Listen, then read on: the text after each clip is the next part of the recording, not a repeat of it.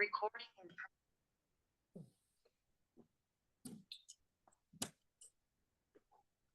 in Okay.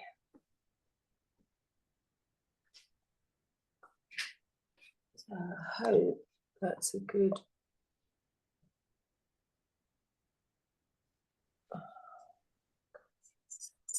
Goodness me.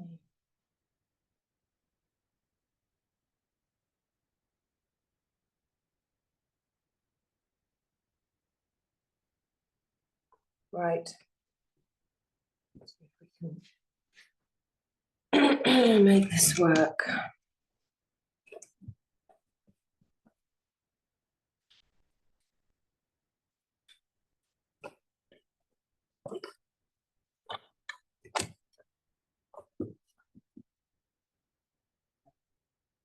Okay. Right, so we'll start as we usually do, just laying with the knees bent.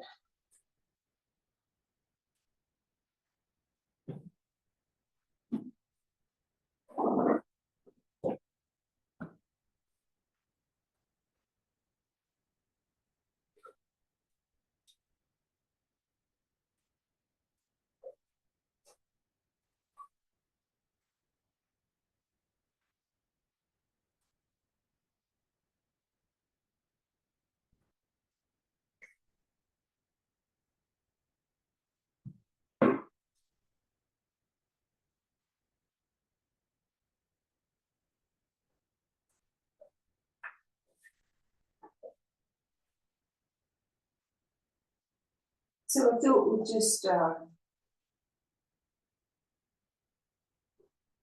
a look at some ways in which we can just allow the bones to sort themselves out when we can rest in the hammocks of the fascia. So just bringing your attention to your spine. And just starting from that central point, for those of us that have done yoga before, usually taken from the crown of the head to the pelvis, or we're taken from the pelvis to the crown of the head. But Vanda always talked about starting from this point zero, this very center of the spine where the lumbars meet the ribs. So if you find the front of the ribs, you follow the costal margin, which is the V shape on the front of the ribs. And if you follow that V shape up to that center point, it's directly back from that where the V shape joins just under the bra line there. And if we draw a line straight back towards the spine, we can just drop into that space. This is T12. And the joke is, in our circles, all roads lead to T12. Everything starts from and returns to T12 in many, many different systems of the body, many, many tissues of the body all originate from this starburst that radiates out from the point where the vertebrae with the joining ribs finishes and the larger lumbar vertebrae start. And it's a place where we need space in the two directions. We need the ribs to be lifting up into the head and the lumbars to be descending down into the pelvis, into the end of the tail and away. So we can feel, if we drop through here, and you can do that on an out breath, if you feel the breath come in, broadens the ribs, and when you breathe out, there's almost like a water drop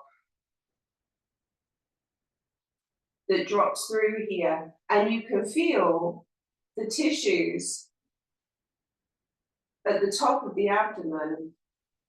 There's lots of organs in there as well. It's a bit of an organ function junction going on in here under your hands, and it's a place where we can hold a lot of tension. It's a place where we can hold a lot of emotion.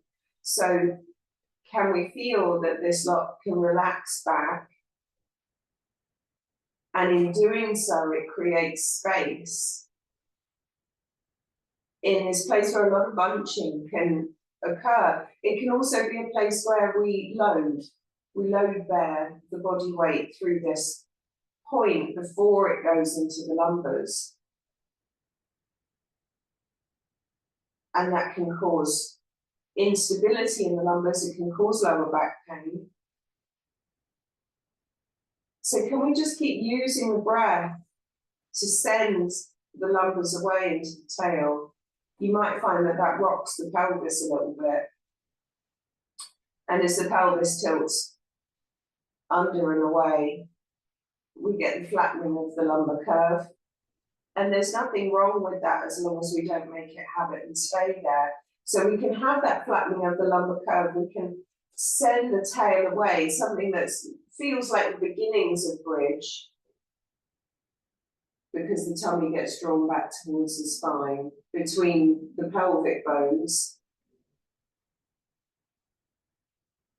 And then the rest of the tummy gets drawn back, and we get this hollowing out into the underside of the ribs.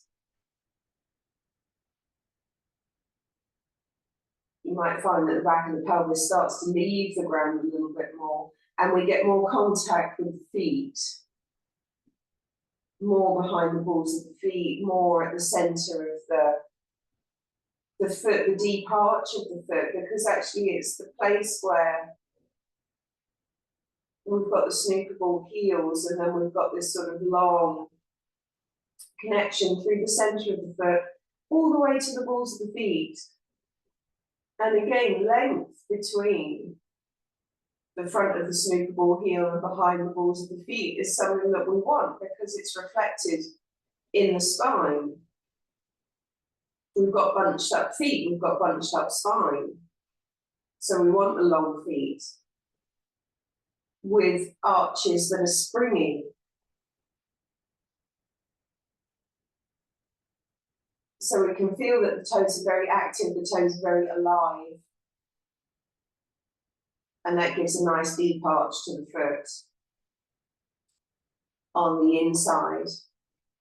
And it gives us broadness, a breadth to behind the balls of the feet as well. And that helps us to feel more of the lumbar curve. It helps us to feel more of the curve in the back of the ribs. So a lot of the time the ribs are quite flat. So can we have a little bit of springiness, a little bit of lift to the shoulders? If you take the arms over the body, there is a curve, there's a kyphosis to the ribby spine. So the shoulders can leave the floor a little bit, and that gives us a shape to the back of the neck as well. Again, when we lay on the floor and we're in a state of inertia, the jaw drops back, which lengthens out the neck spine, which can be useful if we've got tension there, if we've been looking at the screens too much, if we've had our head forward for whatever reason. This is useful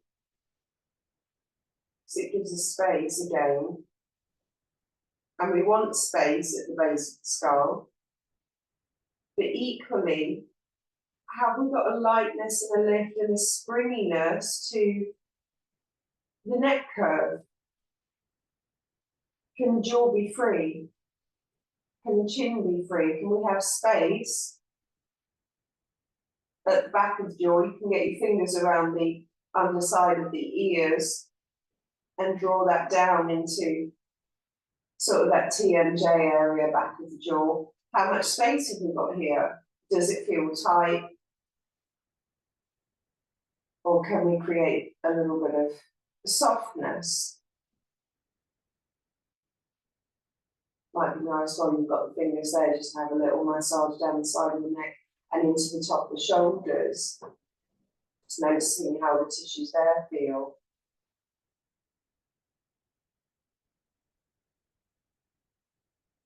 So as we come back into the feet and just placing the feet somewhere a little bit closer towards the bottom of your bottom, and let the spine be neutral on the floor. So we've got that tilting that can happen. And it's really important to play with this movement when you're in your home practice, to find out where pelvic neutral is. Because for a lot of us, the pelvis is close coupled to the back of the legs too much. So can we let the sit bones be free? Can we give the knees a wave and let the hip flexors be free? So we've got a space between the top of the leg and the front of the hip. And we've got the long feet. So the long feet pull down into the ground equally between balls of the feet and the heels.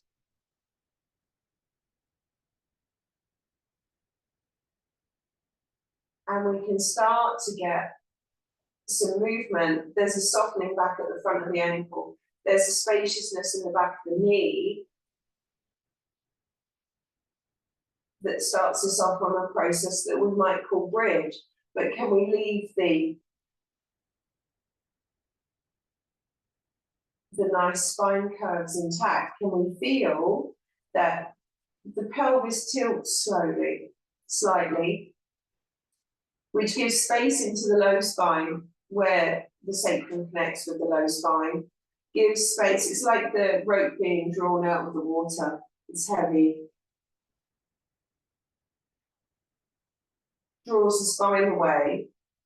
So we get space, but as the back of the pelvis comes off the floor, there's a point where the lumbar curve returns as we go up into ribs. Can we get the space in the ribs? So dropping back through the ribby vertebrae right at the base of the ribs. And we can trace that up behind the heart. And we can trace that all the way up into the back of the neck. Now, the back of the neck goes long at this point because we're playing around in the ribs.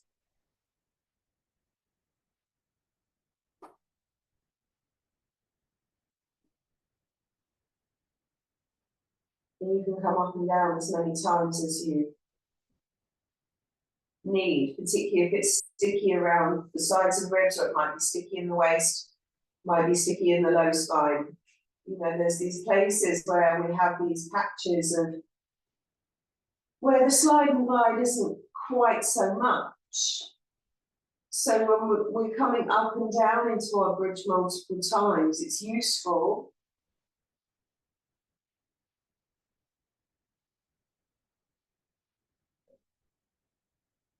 because it keeps us coming back to the vertebrae. It keeps us dropping back in. Has this vertebrae got space between its corresponding intervertebral discs? Can I touch in with it with my awareness, but also with the muscle? There's lots of ligamentous material here that is proprioceptively charged, so there is an awareness to it. Can we keep training ourselves to drop into these areas in the body and rest there? Get real feedback from those areas in the body, particularly where there's been intervention or interference in some way. Can we sit in those places and get a real account of what's going on in those places? The mind loves to make up stories about events, but the body tells us true stories. So can we wait in there long enough?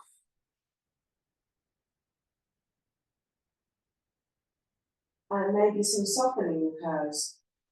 Maybe there's shifts in the tissue when we give it enough of our attention for a moment without changing anything, that the tissues can sort themselves out.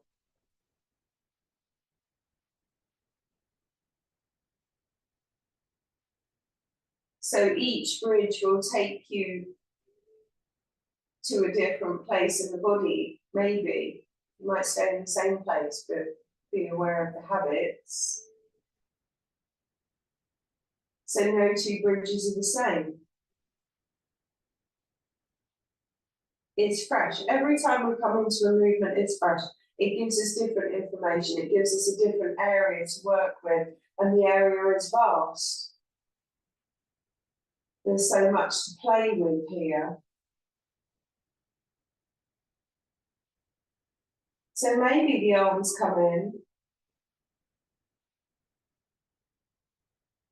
There's a point where the shoulder blades rest on the ground and the back is off the ground. And we can start to connect with arms. So holding hands with ourselves.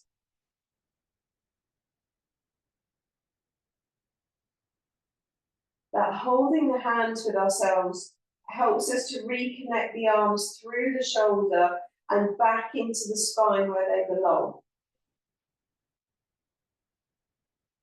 Arms spend far too much time hanging out of their shoulder sockets.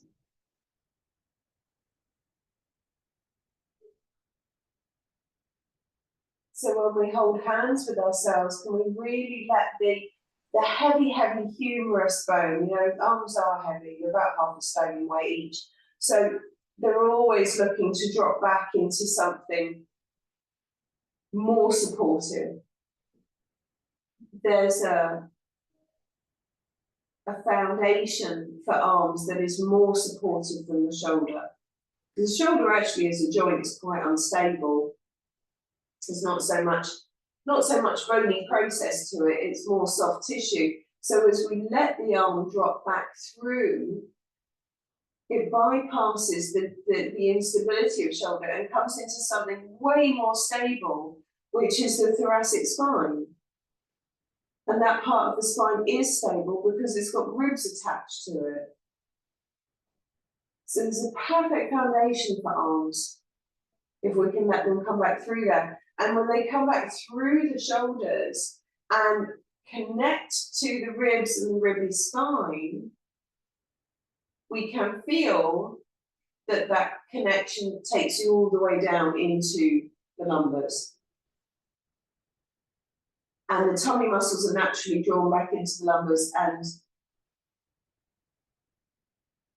there's stability that happens there as well. Be mindful that the glutes don't suddenly start clenching, because again, you know, when we bypass the inner workings of the lumbars, all those nice supportive, like I say, supportive ligamentous material, lots of supportive muscles, but the tendency is to just skip over that and get into the glutes, or maybe the quads on the front. We get to the hips very, very quickly. But can we hang around? And you can do this with the back on the floor. You can do this in your bridge pose, whichever feels good, and keep moving through different positions.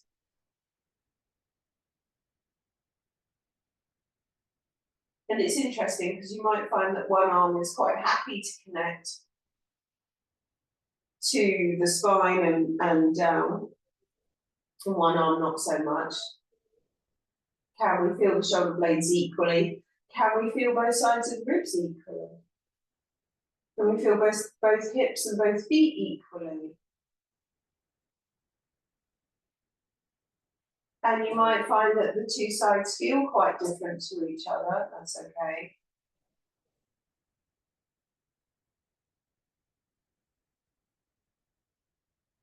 So we notice when we're holding hands with each other and the arms come up somewhere towards the top of the mat.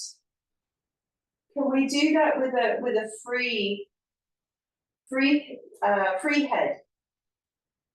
It's interesting, as the arms come up and over, there's a tendency for the jaw to come back into, well, you can hear the voice changes. The jaw comes back into the neck, and the neck gets flattened out, and the back of the head gets sent away somewhere. So can we allow the movement to come from the ribs? It's a separating that happens in the ribs at the side of the body, possibly serratus anterior, these finger-type muscles that sit around the side of the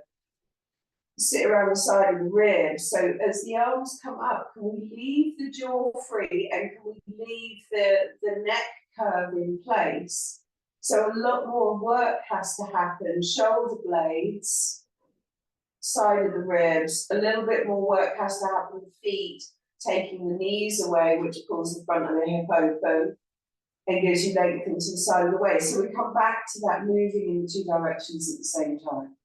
The arms are drawing the ribs and the upper part of the body up and away towards the top of your mat. But the feet pull down and take the knees and the hips and the low spine towards the other end of the mat. And it's unlikely that the arms come down to ground when we're playing with this,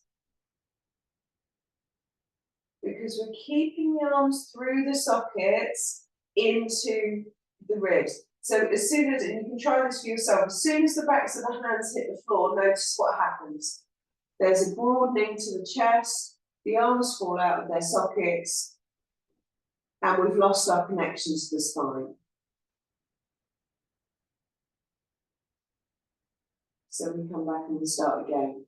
Is that dropping of the arms through the sockets, keeping the jaw free? Can we roll the head from side to side gently? Can we leave the nose going up towards the sky? Can we leave the chin going up towards the sky? And notice how that feels between the shoulder blades. Can we still create space in the ribs?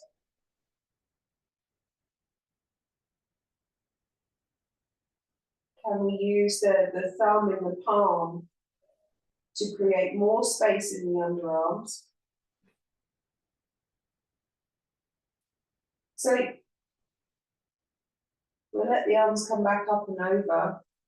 Take the elbows to each side and just pull down through the feet and take the knees over to one side. We'll come into our laying twist. Let the rib spine respond, because it's been going in the other direction, so let that respond. Let the feet connect into the ground, let the legs connect through the sockets into the deep waist.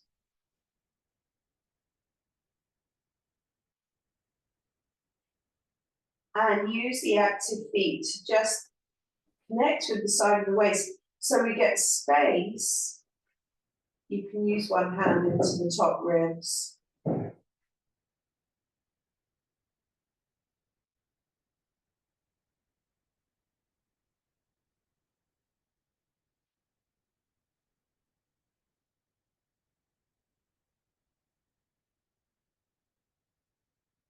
We want space between the ribs and the hip.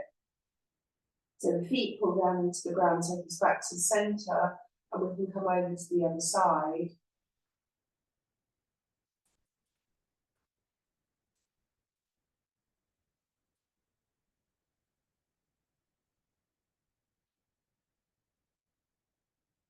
And again, just letting the feet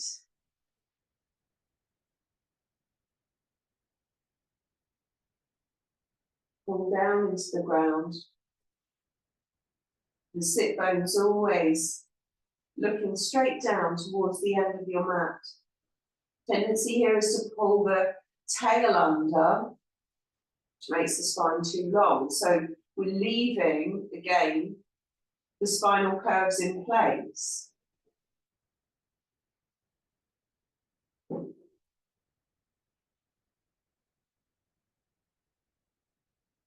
And coming back to the centre, just feeling the feet. I'm going to bring the knees in, give the knees a nice hug. Have a little rock from side to side.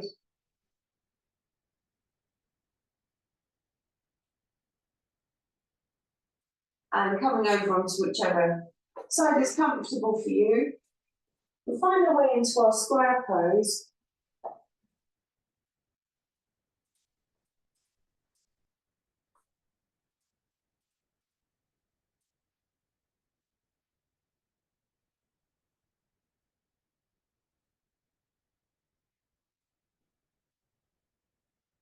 So we've been messing around with the ribs a little bit.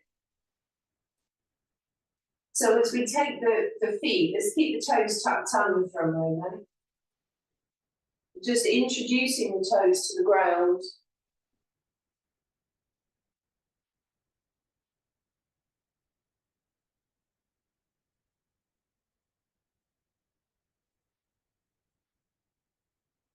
And feeling again that we can just take hold of that front of the snooker ball heel, the part that's looking down into the sole of the foot. And we just move that backwards ever so slightly. It creates space in the front of the ankle and a softness in the shins.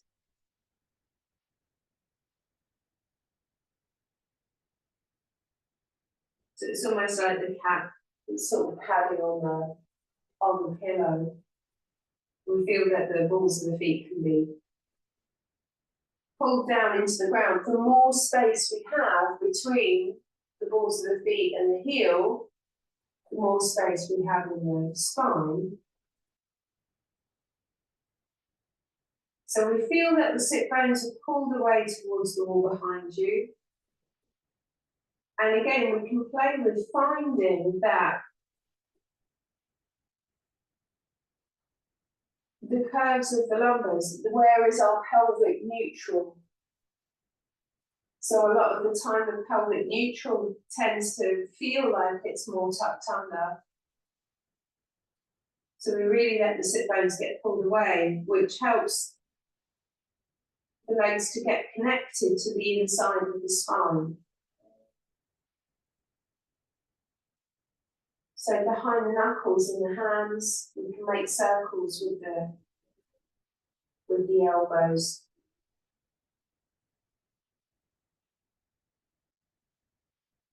So we can just draw away right big toe joint and the inside of the foot. So just drawing that away towards the wall behind you draws the leg out of the hip and pulls the side of the waist long. So the pelvis doesn't move. So if you've got your block to hand, I've got absolutely nothing. But if you want to work with your block on this one, you can put it against the across the back of the pelvis, because we want to keep the pelvis as neutral as possible. We can try with the left side and just taking away. And it's always this, like the leg is being drawn away by the big toe and the inside of the heel. It's like someone's got their hand there and they're just drawing them away. And we can notice how much the difference that makes to whether the leg is connected to the side of the waist or not. So you might find, depending where you are on the journey, that once the leg gets pulled away behind you, there's a point where we can get into the front of the snooker ball heel, that part looking down through the centre of the foot, and we can just keep taking that away towards the wall behind you, taking that away and taking it away and taking it away, and you might find that the foot comes off the floor. But it comes off the floor because the front of the hip and the front of the tummy, so this is all obliques, that side of the waist, is all being pulled open. Not because we're just firing the glute and trying to get the leg off the floor, because that compromises the hip and it collapses the low spine.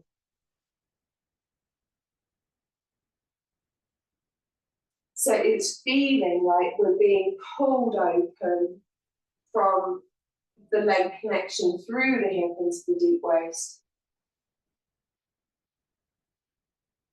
And one side might be easier than the other. Notice if your shoulders have gone up around your ears. Notice if your jaw is just on this crunchy thing and you're doing your nose. Can we keep the jaw free? We can have a little smile to ourselves. You can do this on your elbows if the wrists get a bit grievous.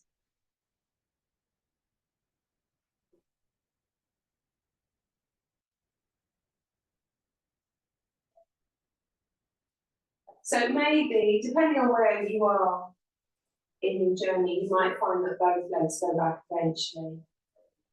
When you've got that nice pull through the front of the snooker ball heel, the other leg can join it, and then we've got a nice pull through both of the fronts and the snookable heels. And again, it's pulling the legs out of the deep centre of the waist, so there's no soggy middle. And this is where your block or your book across the back of your pelvis comes in really handy. Because the tendency here is that the bottom goes too high up towards the sky. Or we sog in the middle. So use your block if you have it. Keep the knees nice and soft. We want the back of the knee feeling like it's being pulled open. And the kneecaps dropping, which pulls open the front of the hip. Can we make circles? You feel like you're being, it feels like it's a bit rigid. Can we make circles with the elbows? Can we slide and glide the shoulder blades? Circles with the heels and circles with the knee. Because we want our plank pose to be supported, spine supported.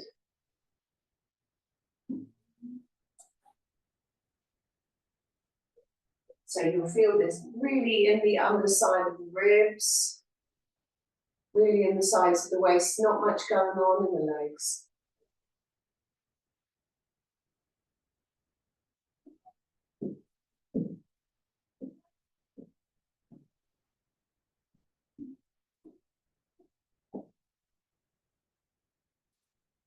So the next time we come down, just taking the sit bones back towards the heels. And we can slide the hips back. So it's keeping the sit bones high. And we can just take the fingers out in front. Again, can we keep the nose into the back of the head and the crown of the head long? So we've still got this soft neck. As the head gets pulled out from between the shoulder blades. I'm going to walk the left hand over to the right and going up to the right hand corner, top right hand corner of your mat.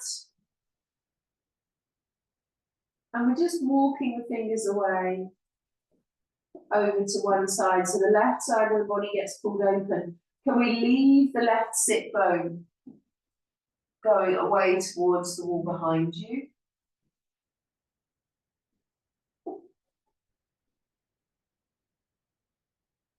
And walking the hands back to the centre. And then walking the right hand over to the left, up in the left hand corner. And again, can we pull away with the right foot, right hip, right sit bone, all of that stuff.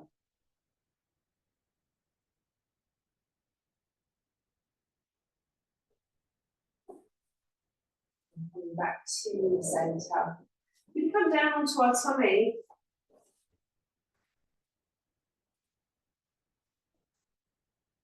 And just feeling the front of the foot, so the balls of the feet, top of the foot, front of the ankle.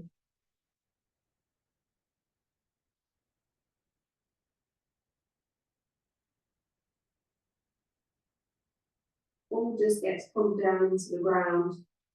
So again, we've got that nice connection into the big toe joint. Feels like the big toe joint being pulled away towards the wall behind you. Connects the legs through the front of the hip. So again, noticing where the front of the leg connects with the front of the hip. Can we create space there? Can we just let that open up? It's like it slides open. If we had headlights or torch lights on the front of the hips, they would be pointing down into the ground. And it's interesting to notice because the sacrum gets invited into the low spine. If you're tilting the pelvis under too far, you'll have a pubic bone that is digging into the ground. And that's not quite right, because when we let there be space on the front of the hip, and you might find that the feet have to come off the floor and have a bit of a wag around, depending on what you've been doing. If the front of the hips are quite tight, we feel that the big toe joint gets pulled away, the inside of the heel gets pulled away, leg comes off the ground, and it starts to create space in the front of the hip. So when the foot comes back down to the ground,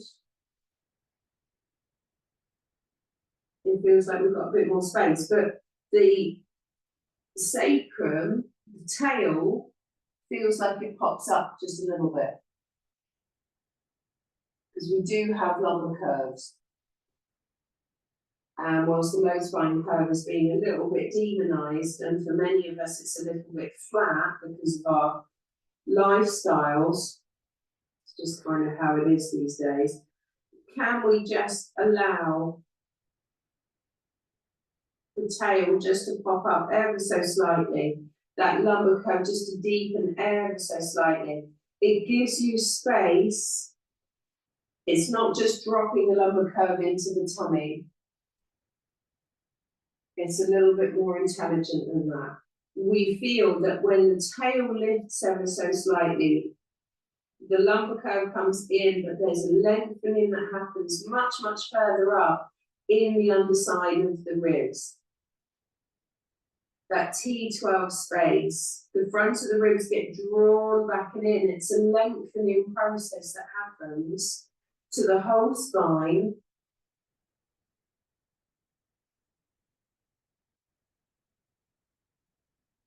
Because the front of the hips open, which affects the pelvis, which starts this cascade effect that happens, spaciousness between each and every vertebrae, all the way up. The ribs get pulled back into the spine in support.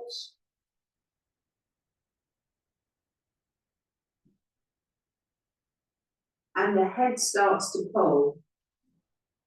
As we come up between the shoulder blades, it wakes the head up, because this is where the head connection starts.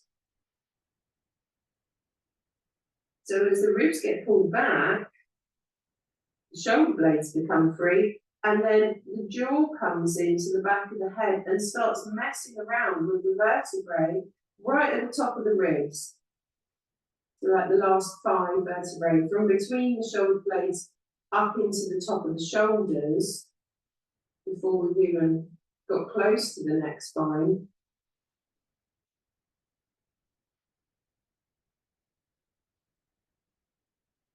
And the head starts to pull us out from the ribs like the tortoise coming out of the shell.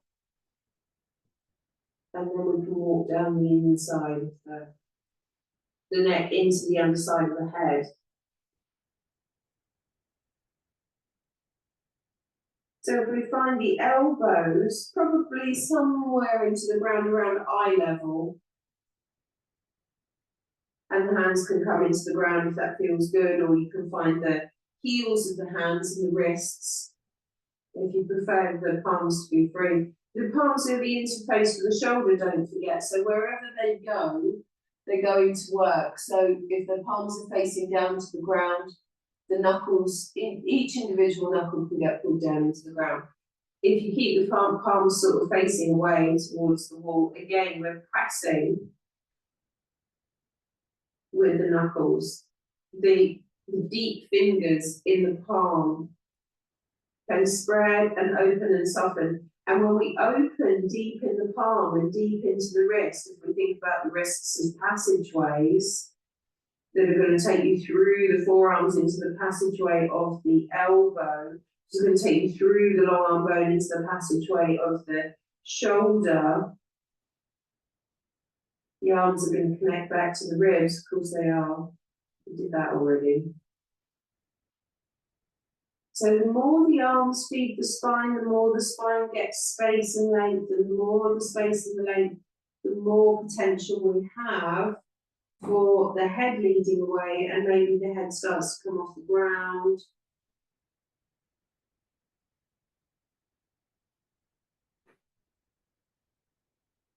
but it's heavy. It's heavy at the base of the back of the ribs. It's heavy through the tummy. It's heavy through the front of the pelvis. So notice if the legs are getting involved, and again, we've got those grippy leg muscles, grippy leg muscles, might be more on one side than the other. We keep coming back to the deep. It's not so much the deep waist, it's more the deep trunk, because we're way down inside the inside back of the pelvis, and of course through the deep waist, but also all the way up through the inside of the ribs into the shoulders. Can we feel that we've got real space into the underarms? Because again, that, like the front of the hips, just all opens up like the headlights, and they start to look down to the ground. This is important,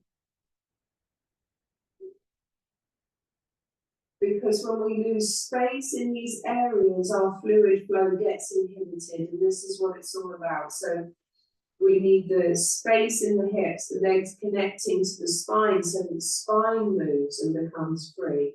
We've got the arms coming down into the ground, heavy, heavy elbows, which pulls the underarm open, which again promotes all your fluid flow, but gives you an individual spaciousness to each vertebrae in the ribs, and at a place where we're kind of stiff a lot of the time, into that connection between the top of the ribs and the neck, a place that really lends itself to becoming quite compressed and a bit disconnected. So can we keep coming back at that? This is the major junctions of the heart live here. So we don't want it to be stiff and sticky and shut down.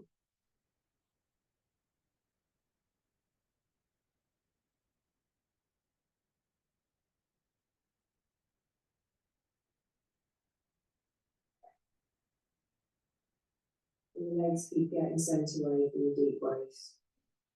And the arms keep drawing the ribs in the other direction from the deep waist. And we have the spine that goes in the two directions. You'll know when you've got it, there's a vitality to it, and you can start to feel the beginnings of a rhythm to it. The body has a rhythm to it. The body has a fluid flow rhythm to it. So when we keep connecting the legs and the arms into this space, we start to notice this rhythm.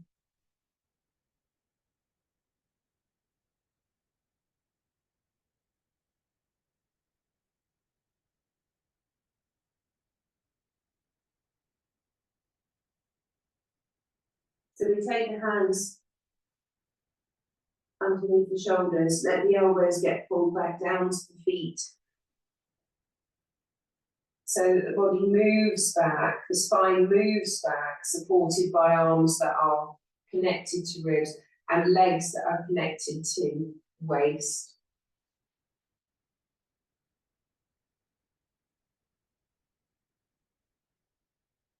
And just taking a long child pose here.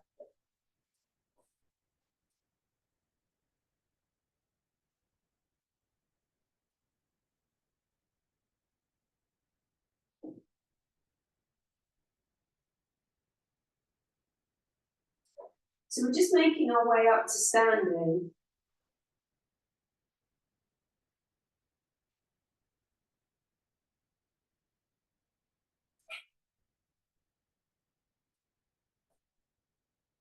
However, that feels good.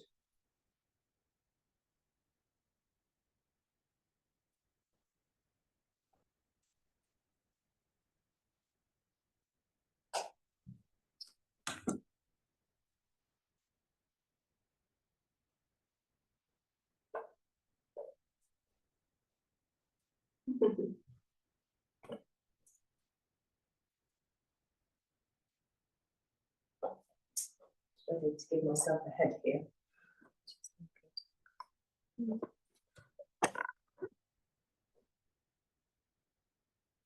See if that works a bit better. Yes. Okay, so just finding the feet.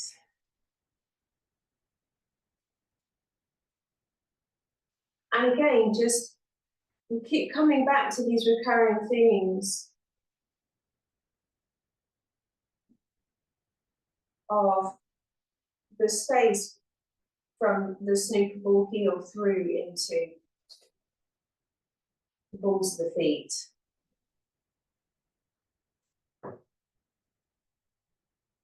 Because when we feel that we've got this length through, we've got this like long length through the foot, it gives us support through the low spine and up.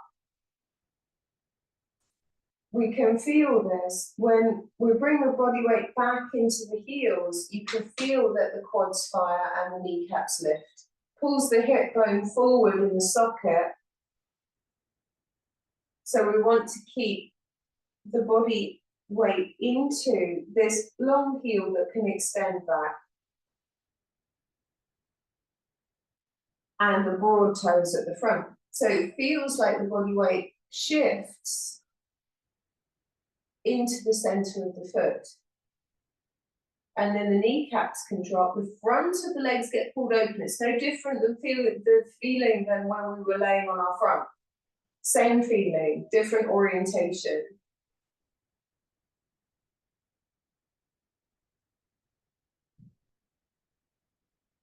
And it's a great practice to drop into different parts of the feet and just notice nothing's ever wrong. It just becomes habits which cause problems. So the different parts of the feet will fire different muscles in the leg. Different parts of the feet getting pulled down into the ground will lift us out of the waist. And when we collapse into the waist, then the leg muscles have to get involved, and they get involved too much. So we're looking for that point in the very, very center of the foot, the heart of the foot.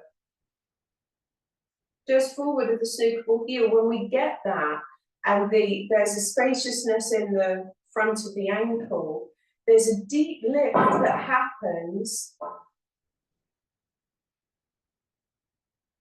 And it feels like the pelvis shifts forwards. It's not tucking under, it's a shifting forward that happens, which lifts the ribs out of the waist. And the legs feel like they hang down from the underside of the ribs. And it's useful because you feel the obliques and the transverse abs get involved. And the legs get given a break. Something that we've been looking at a lot now is this systemic collapse that we have, systemic collapse that we have through the center, where the ribs and the hips are starting to come towards each other too much, and the lumbars get compressed, and then the legs have to overwork, and that can give us hip pain sometimes, or knee pain, because we've got muscles in the legs, and they're big muscles, quite rightly, because we need them. But when these big muscles overwork, they start to pull things out of shape. So as we pull down with the feet, can we feel front of the snooker ball heel behind the balls of the feet? We feel that the pelvis comes forward slightly, the front of the hips get pulled open. We feel the lift into the underside of the ribs. Maybe the arm comes into here as well. So if it's nice to leave one hand on the front of the ribs, you can. And we're leading with the index finger. You know, we think about fingers. Fingers are deep inside the palm, not just the waggly bits on the end. So it feels like someone got hold of your arm. Your arm is nice and floppy. And it's being pulled out of its socket, which connects the arm back through the shoulder into the side of the waist. So taking the arm up to the sky, we're not losing space between the shoulder and the ear. Remember that free head and the nice curve at the neck that we've got. We feel like the arm gets pulled out of the waist, and there's a space to the side of the ribs, and there's a space to the waist. And the leg gets really heavy, getting pulled down into the ground. And we've still got this lovely free head. Yeah, there's a lot of work happening in these waist. waist muscles, if you like, oblique muscles, if you like. So one side might be easier than the other.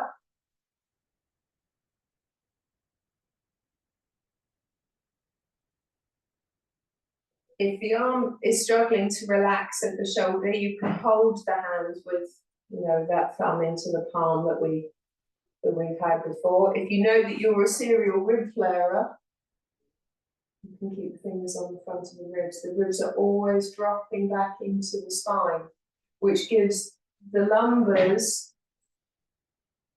the allowance to drop down towards the ground. Yeah. Again, when the arms come up over the head, we've got a tendency to drop into the low back. The ribs can go forwards and the bottom sticks out, and we drop into the low spine. Can we leave that all long? Long.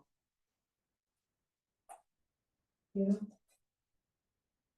If you're feeling super clever today, you might even find that you can pull down through one foot and the other foot comes off the ground. But again, we leave the pelvis alone. Can we leave the sit bones a little higher than we would normally? Can we leave the ribs in towards the spine? Can we keep our head free? So again, that tendency is as the arms come up over the head, it starts to mess around with the neck spine. You end up with the head forward or, you know, pulling back and flattening out into the neck spine. We don't want that. Keep sending all the work and our attention back into this beautiful starburst that lives right in the center of us.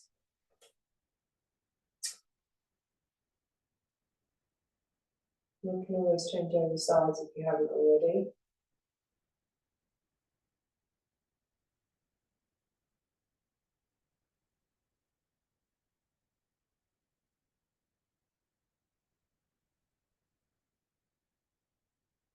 We feel that pull of the foot and the leg and the front of the hip all the way down into the center of the earth. And we feel the pull of the arms and the crown of the head all the way up into the sky. We feel that pull in the two directions and the spaciousness that comes with that.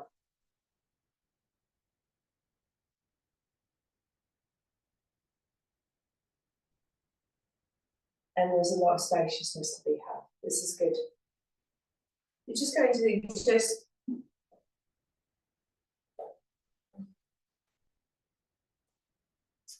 just taking your arms around the body and just noticing the movement of the shoulder blades and the collarbones.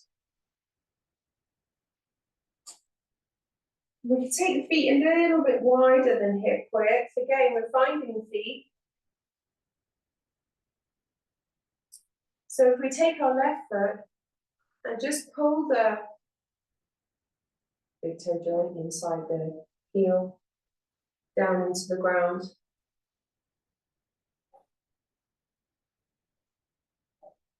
And again, can we create space in the ankles, space in the back of the knees, space in the front of the hip? And just keep pulling down with the foot. And what we feel is that if we keep pulling down with the foot, we get this nice rotation. We are born to walk, and we walk in spirals. So it sends you off in this little direction that spirals from the foot up through the leg, up through the pelvis, up through the low spine. You might find that the other foot, the front foot, starts to go with it, gets sent away as well. So we're watching that spiral happen all the way up through the legs into the spine. And of course, there's not much rotation in the lumbars. So of course the foot has to go with it because there's a lot of movement that happens at the ball and socket joint of the hip. There's not a lot of rotation in the lumbars, that the thoracic is getting involved. So we keep the feet pulling down, and there might not be a big movement. the tricky bit is, can we get that lift into the underside of the ribs?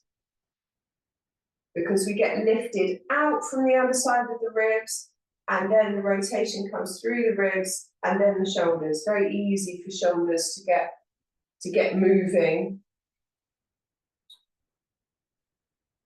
But actually, can we feel that the ribs can move, shoulders move, and then the head moves? You know, the head's always really keen to go off on its own little tangent. It's already done its rotation long before we've even got out of the feet. And if that's you, you can keep your nose in line with your heart.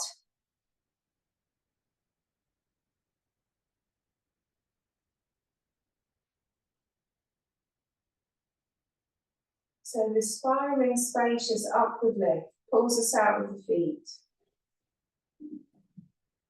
We've got space to each individual vertebrae.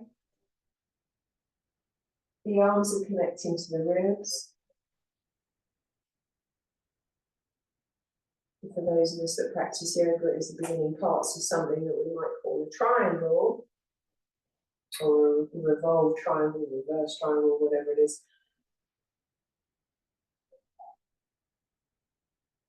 Because as we start to look towards the front foot, the outer edge of the back foot gets pulled down into the ground a little bit more.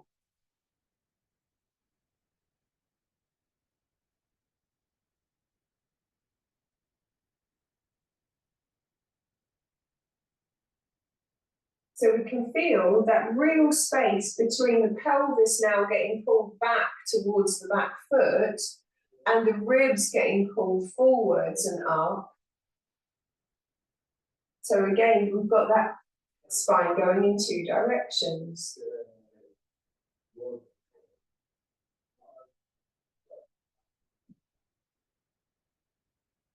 And we keep coming back into the ribs, and the base of the ribs and the back foot sends the pelvis away. And the arms plugging into the ribs take the ribs and the head forwards.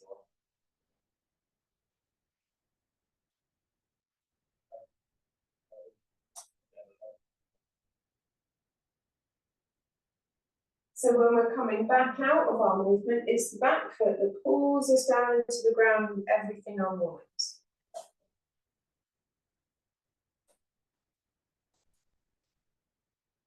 And we can come back and we start back with the feet again. Can we be in this body-led space where we're just not doing anything?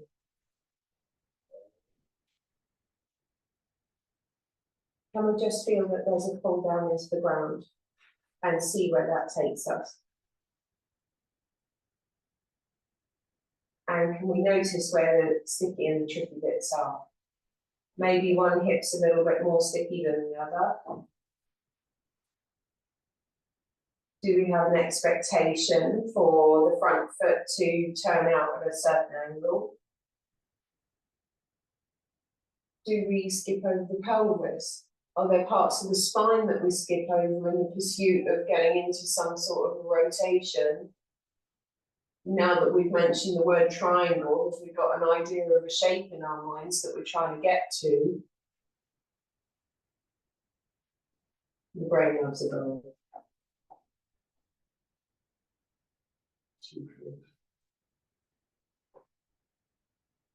So we keep coming in, and can we come in with without an expectation of what the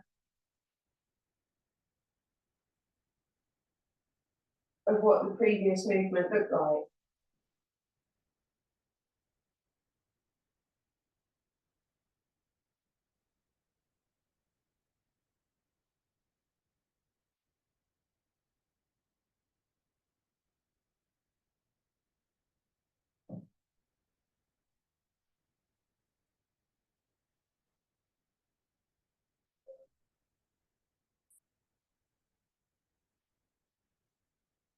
And we notice where the shoulders get overly involved, and the jaw gets overly involved.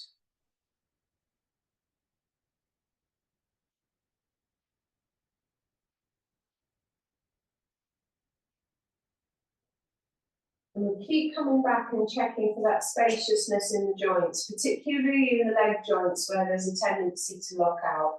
Very easy to stand through the knees, very easy to stand through the hips here as well, but can we keep there a spacious buoyancy to the back of the knee?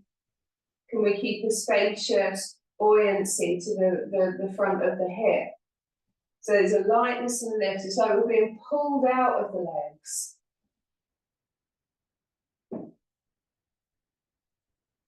Well, our poor legs take the weight of pretty much everything these days. So can we send the work back into the deep pelvis? You should feel this in the tummy muscles between the pelvic bones.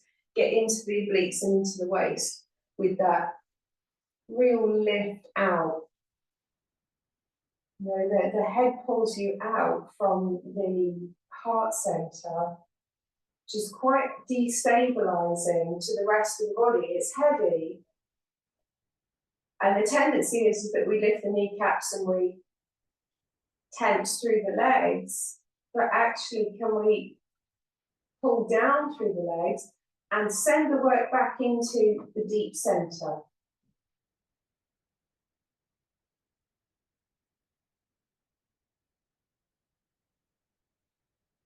Yeah, then we don't end up with those tight muscles that give us trouble all the time. You know, tight muscles are overworking muscles because somebody else isn't doing their job. It really is that simple. If you've got persistent tension in one particular group of muscles or one particular muscle, look for the part of you that isn't working. It's not doing its job properly, because the muscles that are overworking are a load-bearing structure. So they are holding up something else. And then it's our job as detectives to go wandering around in there and finding out what the something else is, because somebody's gone to sleep on their watch. And until we wake that up, that persistent tightness will keep returning and returning. This is good. So we're just going to come down to sitting for a moment. It's nice to have your sofa at your back or your cushion underneath you, whatever feels nice.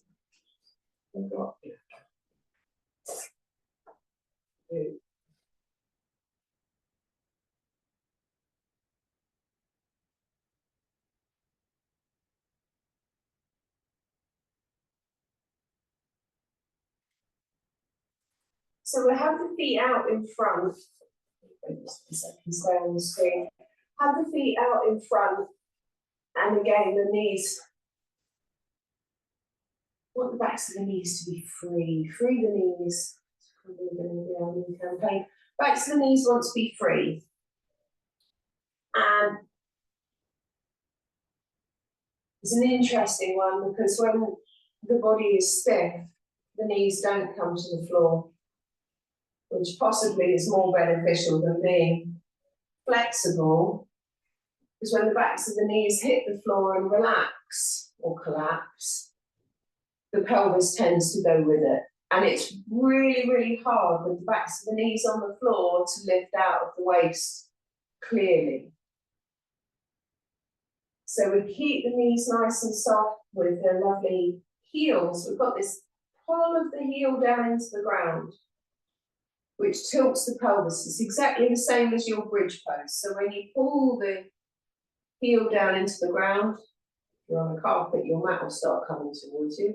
But we're looking for the pelvis to tilt ever so slightly. We start to come forwards onto past the sit bones towards the pubic bone. And just noticing how the low spine responds to that. The ribs might start to flare forwards, but can we pull them back into the spine and get that response where we're now lifting out of the ribs, lifting out of the neck, lifting out of the head. The head lifts, it's not lifting out the head lifts everything from between the shoulder blades up and out. We want to use the weight of the head to our advantage.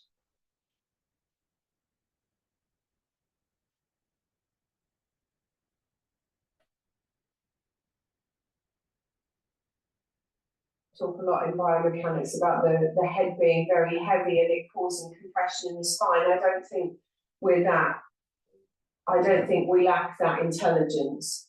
I don't think the body was built that way. When the head is in the gravity line and all the connective tissues firing appropriately, all the muscles firing appropriately, the head doesn't cause weight to the spine. The pelvis pulling away, so we've got that polarity, the pulling in the two directions, which creates space and upward lift. And this is what keeps us upright in space. Without compression on the body, there is a way for us to stand. I'm not getting into tensegrity today, but it is tensegrity or tensional integrity that pulls all the bones apart. The muscles support all of that, they lend strength to that, but the tensional system is the connective tissue and it pulls all the bones apart, so the body is naturally spacious until we cause it to be otherwise. So can we keep, and it's hard work, so you might be taking a rest by now because it's hard work for legs, to keep that pull down into the heels, to keep that pull down through the sit bones into the ground, to keep that natural upward lift might take some effort at first. To bring the arms up and connect the arms to the side of the ribs and the side of the waist and create space there might take some effort at first. We might find that certain muscles get very involved. The hip flexors might be having fun at this point. We might need to wave the knees to help them to release.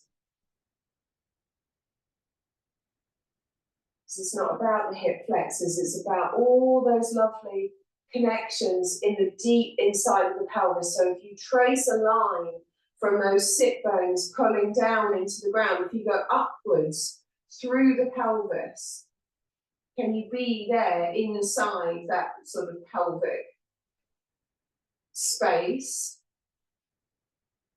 Can you feel the lift of the bladder and the uterus and all the intestines? Because they're all buttoned into T12, which is way higher up. So everything is going upwards and backwards on the diagonal.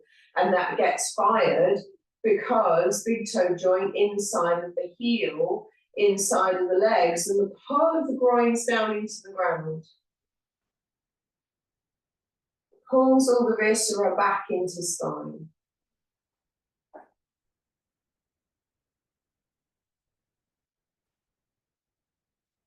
Okay, so we'll just release down for a second. If you want to come down to laying, you can. If you're happy sitting for a moment, you can.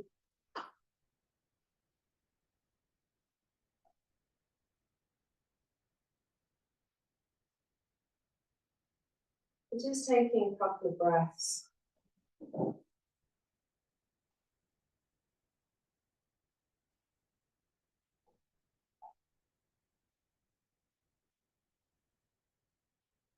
Just noticing how your body feels from when you started.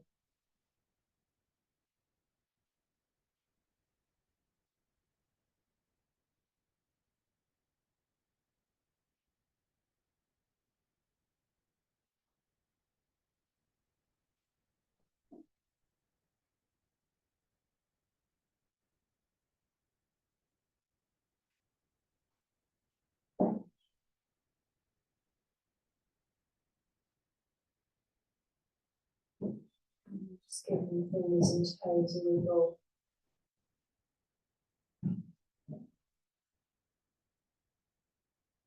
Making some rotations with the wrists and the ankles.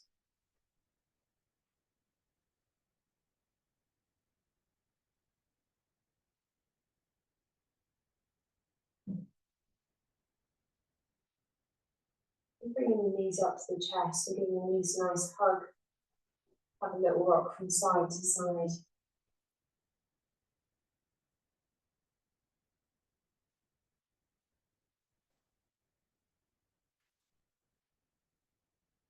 And return back up to sitting in your own time.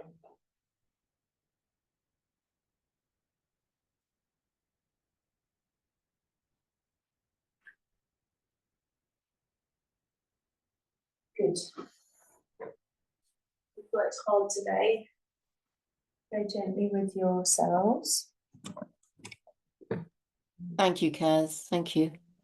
You're very welcome. Thank you, Kaz.